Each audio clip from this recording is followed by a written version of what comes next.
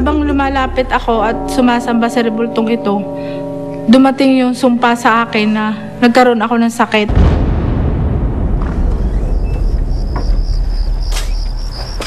Ginabi ka na ata. Ako eh. O, tama-tama. Ito. Magpahinga ka na.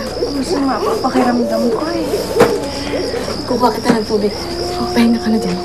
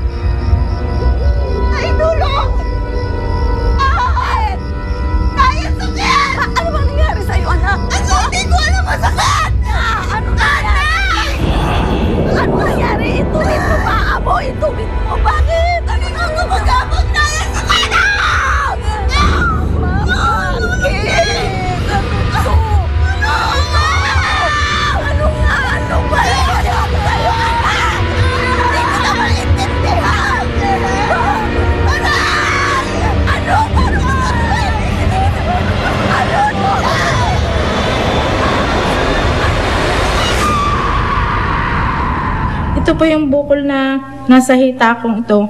Na kapag sumasakit ito, buong katawan ko, buong paa ko ang sumasakit mula doon. Matindi ang sakit nito. At kapag sumasakit na ito ng matindi, dinadala na ako ng mga inay ko sa albularyo.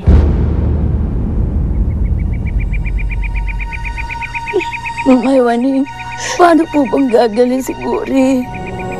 Ang mahal na senyor, siya makakatulong para gumaling si Gori. Ano bang ibig niyo sabihin? Ah!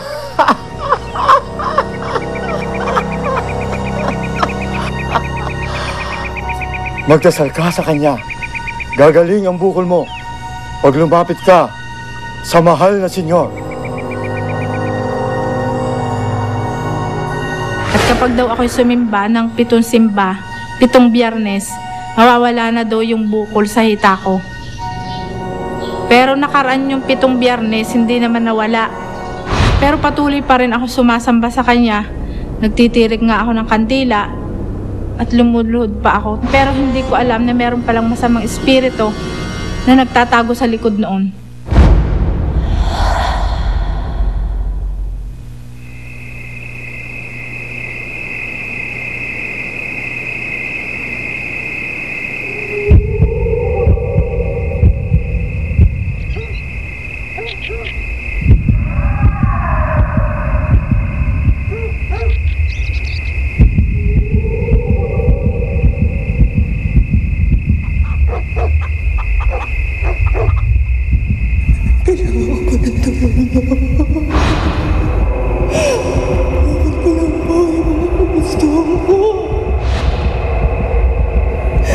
Sa araw na ito,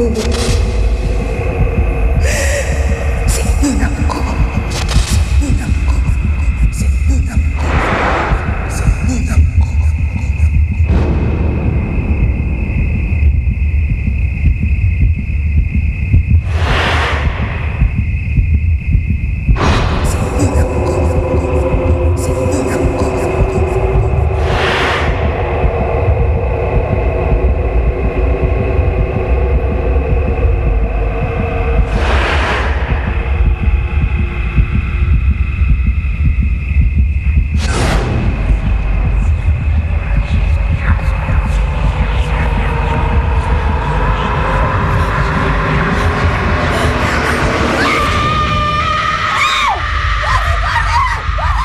Pakilala na masamang espiritu sa akin ay siya daw is senyor.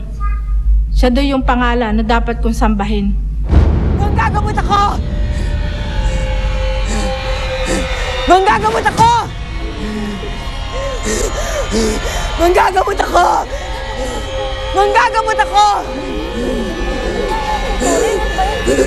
Manggagamot ako! Manggagamot ka siguro! Manggagamot ako! Manggagamot ako! Manggagamot ako! Manggagamot ako! Manggagamot ako! Manggagamot ako! Manggagamot ako!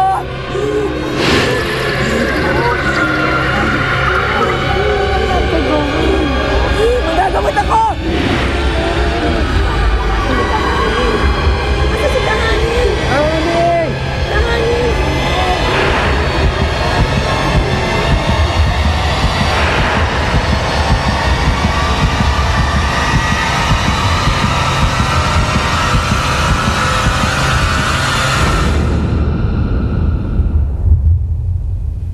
Hindi ako napapagod manghilot. Buong maghapon nanghihilot ako, nanggagamot, hindi ako kumakain.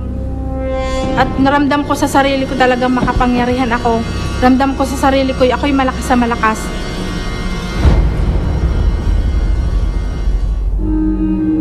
Ako ang mahal na senyor.